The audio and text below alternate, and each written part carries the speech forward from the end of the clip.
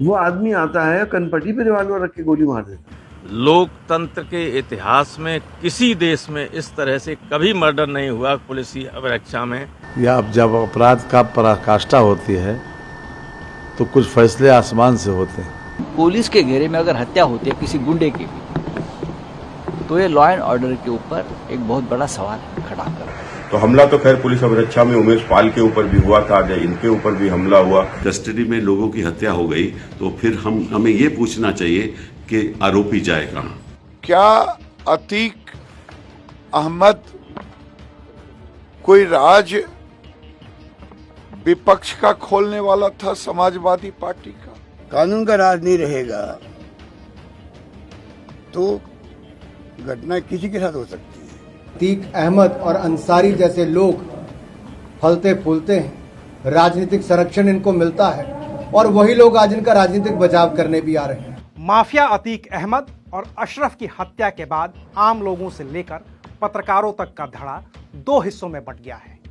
एक हिस्सा वो है जो इसे जायज ठहरा रहा है, दूसरा हिस्सा वो है जो इसे नाजायज ठहरा रहा है और सीधे तौर पर सवाल मुख्यमंत्री योगी आदित्यनाथ और उनके शासन प्रशासन पर उठाए जा रहे हैं। की हत्या हुई, पिछली बार आपने देखा गाड़ी उसकी पलट गई, उमेश पाल की हत्या हुई, अब ये हत्याएं हुई। पुलिस का क्या रोल है? पुलिस क्या कर रही है? पुलिसकर्मी नहीं थे, साइडों में थे। वो आदमी आता है कनपट्टी पे रिवाल्वर रख के गोली मार देता है। पुलिस तमाशा देखती रह गई। जब जुल्म की इंतहा होती है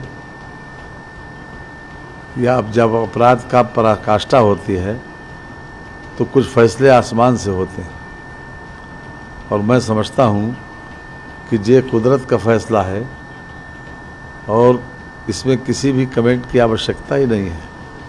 तो हमला तो खैर पुलिस अभिरक्षा में उमेश पाल के ऊपर भी हुआ था, इनके ऊपर भी हमला हुआ, लेकिन खैर जिन्होंने भी हमला किया वो पकड़ गए हैं। जांच का विषय है, क्यों हुआ, कैसे हुआ, ये आने वाले दिनों में स्पष्ट होगा और जो भी दोषी होंगे उनके ऊपर कड़ी कार्रवाई होगी। ये जानबूझकर की गई हत्या है।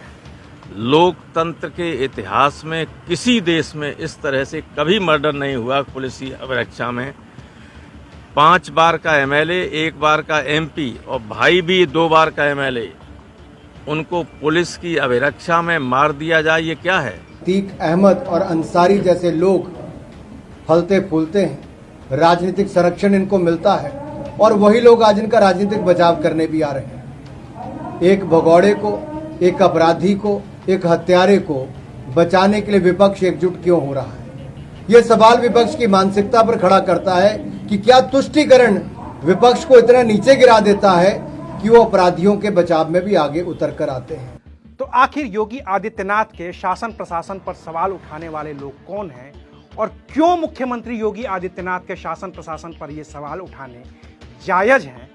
आज बात करेंगे इसी मुद्दे पर। नमस्कार, मैं हूं अविनाश और आप देख रहे हैं अनकट। अतीक अहमद और अशरफ की हत्या अगर आम हत्या हुई होती तो शायद मुख्यमंत्री योगी आदित्यनाथ और उत्तर प्रदेश की पुलिस को कटघरे में खड़ा नहीं किया जाता। लेकिन ये हत्या हुई है तब जब अतीक अहमद और अशरफ को 17 पुलिस वालों ने घेर रखा था। 17 पुलिस वाले उसके साथ चल रहे थे और उसे लेकर के अस्पताल में गए थे। साफ है कि यह हत्या तब हुई है जब अतीक और अशरफ जैसे अपराधी, जो कि बहुत बड़े अपराधी थे और उन्हें पुलिस के हिरासत में मारा गया है, पुलिस की हिरासत के दौरान उनकी हत्या की गई है। तो स्वाभाविक है कि ये सवाल तो सरकार पर उठेगा ही उठेगा कि आखिर जब इतने पुलिस वाले वहां मौजूद थे, पूरी की पूरी पुलिस फोर्स वहां मौजूद थी, तो एक भी पुलिस वाले ने वहां पलटकर गोली क्यों नहीं चलाई और क्यों नहीं ये 17 पुलिस वाले अतीक और अशरफ को बचा पाए?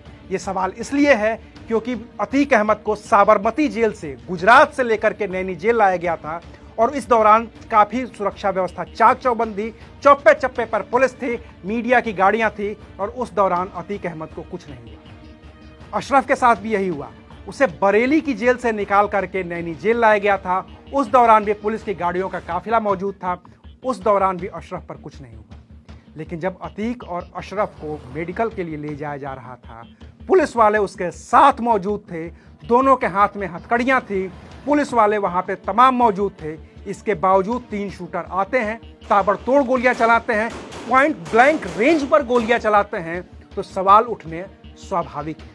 और ये सवाल सिर्फ अतीक अहमद की हत्या या अशरफ की हत्या से नहीं उठ रहे हैं। पुलिस के घेरे में अगर हत्या होती है किसी गुंडे की भी, तो ये लॉ एंड ऑर्डर के ऊपर एक बहुत बड़ा सवाल खड़ा करता है। कस्टडी में लोगों की हत्या हो गई तो फिर हमें ये पूछना चाहिए कि आरोपी जाए कहाँ।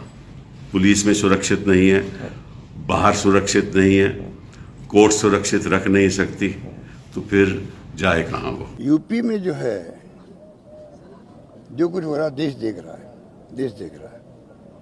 कानून का राज नहीं रहेगा तो घटना किसी के साथ हो सकती है। ये सवाल उतने ही जायज हैं, उतने ही उठ रहे हैं जितने सवाल उमेश पाल की हत्या के दौरान उठने थे या उमेश पाल की हत्या के दौरान उठे थे, क्योंकि उमेश पाल भी राजू पाल हत्याकांड के मुख्य गवाह थे, वकील थे। उन्हें भी पुलिस की सुरक्षा मिली हुई थी, पुलिस के 2 जवान हमेशा उनके साथ तैनात रहते थे। इसके बावजूद अतीक और अशरफ की गैंग ने उमेश पाल की हत्या कर दी थी। तो उस वक्त भी सवाल योगी आदित्यनाथ, उनके शासन, उनके प्रशासन पर उठे थे और वो भी जायज़ थे। और आज जो ये सवाल उठ रहे हैं कि पुलिस की मौजूदगी में ये जो हत्या हुई है, तो वो भी सवाल जायज़ हैं, क्योंकि पुलिस आखिर कर क्या रही थी, ये सवाल तो बार बार उठेंगे ही उठेंगे। अब इस मामले में लीपापोती करने के लिए भले ही ये कह दिया जाए कि अतीक और अशरफ के सुरक्षा में जुड़े जो 17 पुलिस वाले थे उनको सस्पेंड कर दिया गया है, उनको हटा दिया गया है, लेकिन सवाल अपनी जगह पर कायम है कि क्यों नहीं पुलिस इतनी चाक चौबंद थी, क्यों नहीं पुलिस इतनी चौकन्ना थी कि उसके हाथ में अतीक जैसा बड़ा माफिया है जो 43 साल से इलाहाबाद में जराइम की दुनिया में राज कर रहा है, तो उसके सुरक्षा व्यवस्था चाक चौबंद होनी चाहिए। आखिर क्यों नहीं अतीक अहमद को उस तरह की पुलिस प्रोटेक्शन दी गई थी, उस तरह के घेरे में रखा गया था ताकि उसे किसी भी हमले से बचाया जा सके। ये सवाल बार बार उठेंगे। और जो दूसरी जमात है, जो लोग कह रहे हैं कि ये आसमानी इंसाफ है, जो लोग कह रहे हैं कि एक माफिया के मारे जाने से लोग इतना आहत क्यों हैं, तो उनके लिए जवाब सिर्फ यही है कि ये माफिया की हत्या है।